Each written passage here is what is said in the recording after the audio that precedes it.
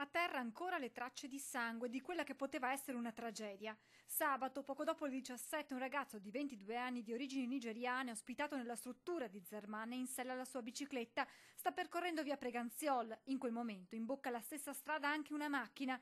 All'improvviso lo straniero cambia direzione. Per l'automobilista è impossibile evitare l'impatto.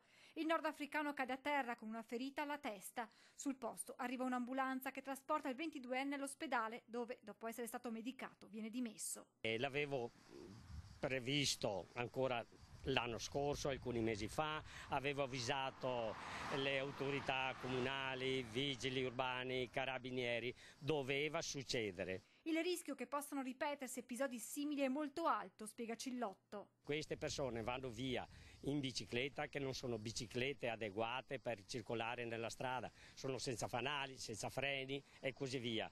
Non hanno giubbetti ad alta visibilità. Fortunatamente l'incidente di sabato non ha avuto gravi conseguenze, ma il timore qui a Zerman è che prima o poi possa consumarsi una tragedia. Succederà di notte perché qua c'è un traffico notturno che è la fine del mondo, e quando succederà ci sarà il padre di famiglia magari che viene a casa dal lavoro stanco e avrà i suoi problemi perché ha investito una di queste persone qua.